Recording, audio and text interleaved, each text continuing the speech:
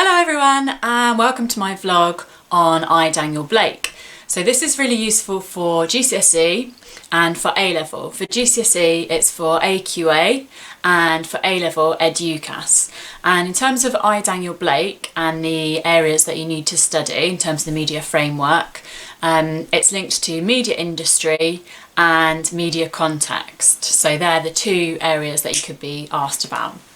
I, Daniel Blake is an independent social realist film and it was directed by Ken Loach, who is a well-known director.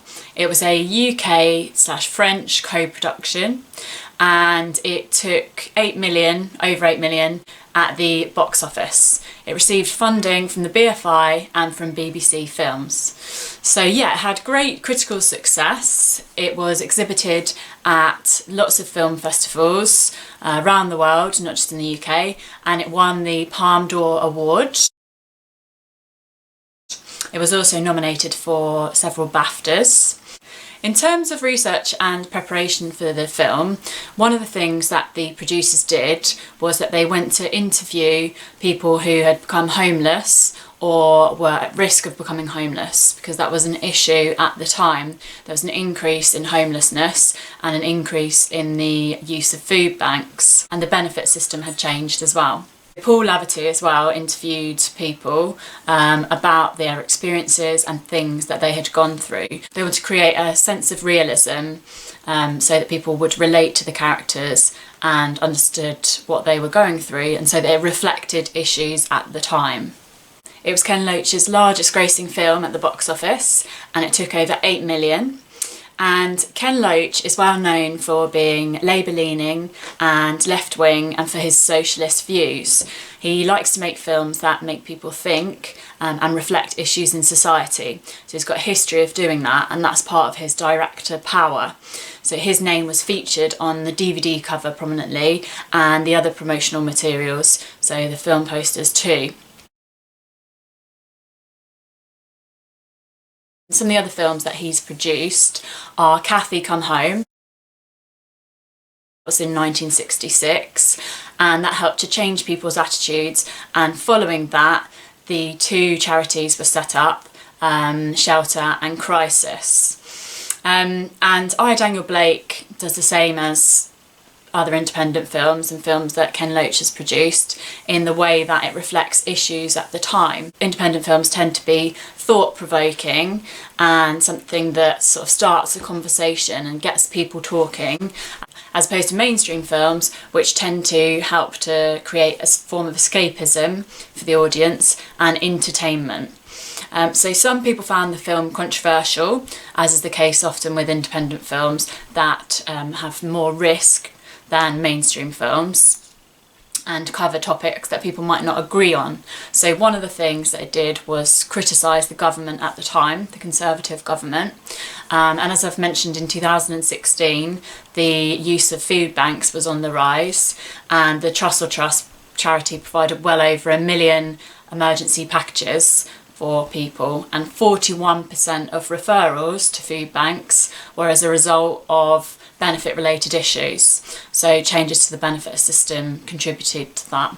And that can be seen really clearly in the food bank scene with Katie.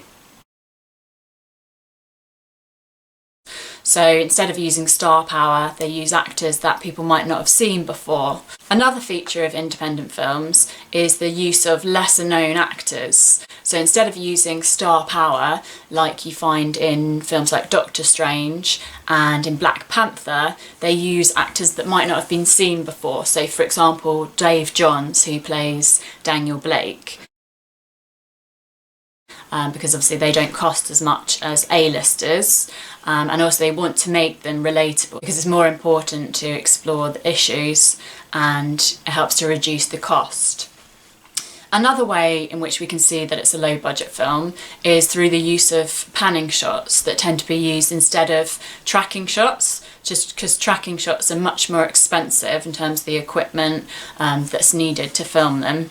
And also there was a lot of filming on location to help add to the sense of realism. So for example, the job centre and the hall where the food bank scene is filmed as well. And also for the food bank scene, there were volunteers who actually worked in a food bank who acted in those scenes. So that adds to the sense of realism as well that the film's trying to convey. In terms of the marketing campaign, it was a grassroots campaign, which means going back to basics, because there's less budget than you would have for a mainstream film.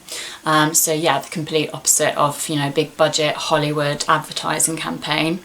So when you have a grassroots campaign, it means that people have to be a bit more creative and think of ways to raise awareness that aren't really expensive.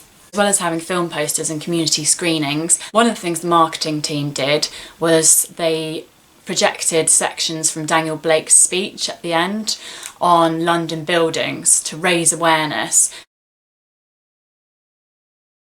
and to create a water cooler effect where people talk about it. So then audience members go online and upload footage of what they've seen or comment on what they've seen on social media sites, and that helps to raise awareness and get people talking about the film, to encourage them to go and see it.